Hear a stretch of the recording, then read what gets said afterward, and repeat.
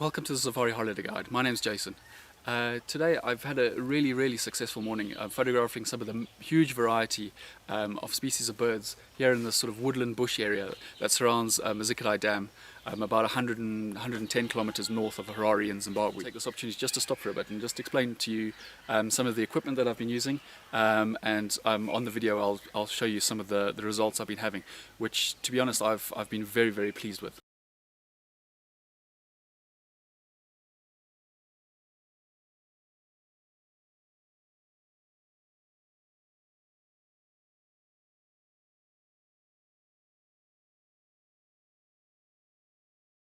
So yeah, as you can see, I'm using quite a sturdy, full-size tripod. This is mainly due to the fact that this year I'm using a Fuji FinePix HS, the new HS20 super zoom camera, which, as you can see over here, has a maximum of a zoom range of 30 times or 720 millimeters. This I combine with putting a 2.2 times Raynox teleconverter on the front. Which, as you can see, I'll just unscrew it. It has a little adapter ring which comes with the Raynox. Fits onto the 58mm thread on the camera. So this gives me a massive zoom capacity.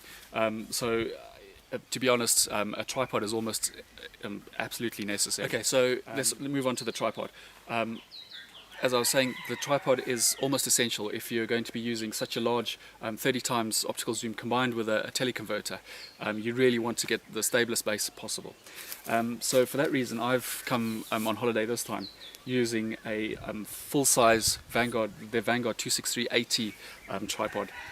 And whilst it may not be the smallest or lightest tripod for traveling, which I usually recommend, it's a really sturdy base, and it gives you all the stability you want to take the best possible photographs.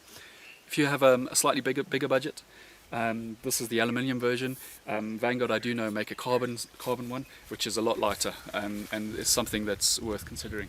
On the top of the tripod, new for this year that I'm using is again another piece of kit from Vanguard.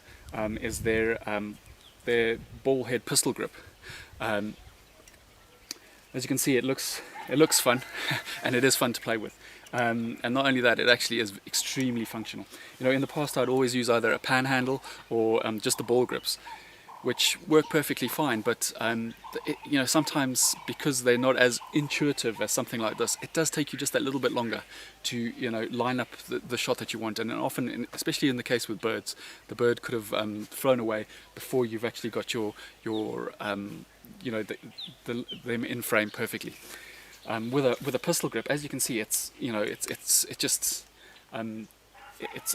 so much quicker and easier on the brain, if that makes sense, to sort of line up and your shot. You've got full zoom on, you sort of line up where the bird is, and bang, you're ready to go. Fantastic piece of kit, and something that I will now definitely be going in my kit bag wherever I go, because it's far superior for this need than any other tripod head that I've used in the past.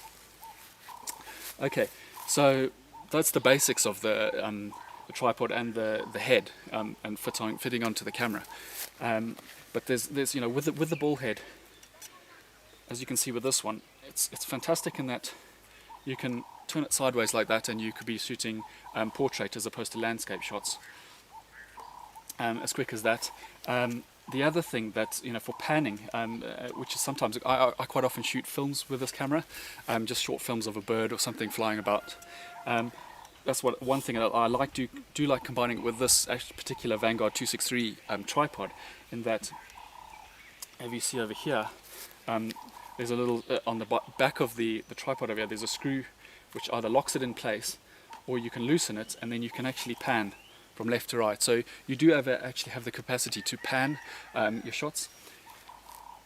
And on top of that, if you wish, the pistol grip also has actually its own facility. If you release a lever here, you can actually turn the camera on the top of the actual ball head. this is not as smooth as using their actual tripod one. It has a little ratchet system. I don't know if you can hear it on the video as I turn it. So you might get just a little bit of judder if you were actually using that to pan when you were filming. So very flexible. You've got two ways of panning. With the ball grip, obviously you can aim, shoot birds, wherever they be in the trees.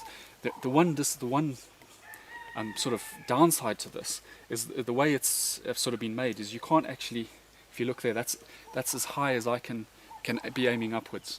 If I'm shooting at something, which obviously if you're taking photographs of birds quite a lot, that's a massive disadvantage, because quite often they're going to be high up in the trees. But then this is one of the biggest reasons why I really do like using this ball head in combination with this Vanguard tripod, because as you can see, it has a little lever over here which you take out.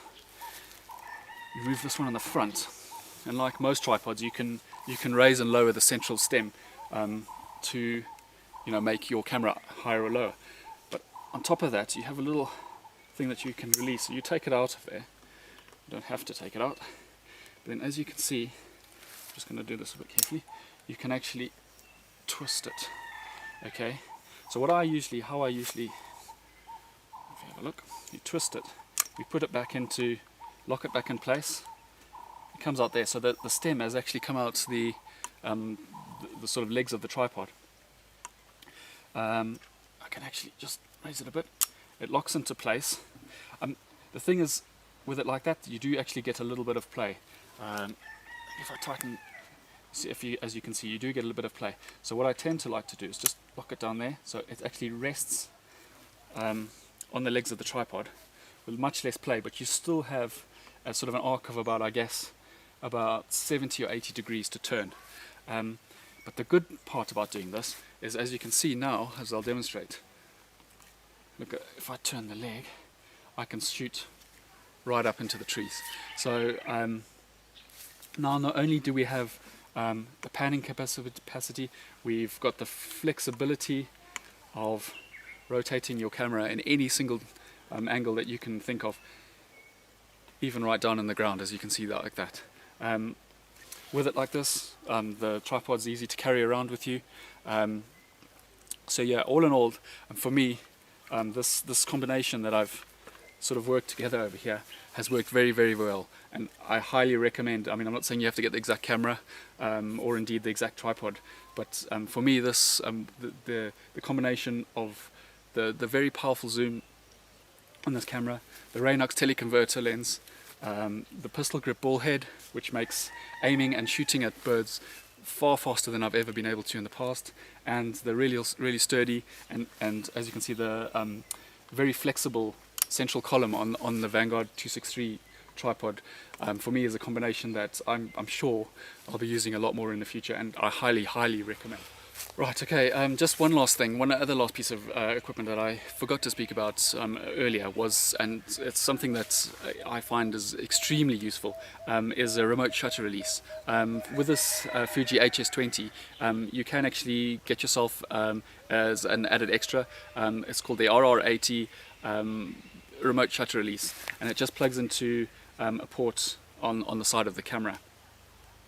If you want to get the stillest and best shot that you possibly can, so what you would use is low shutter speed as possible. You want to make sure that at the moment that your camera is taking the photograph, you want it to be as still as possible.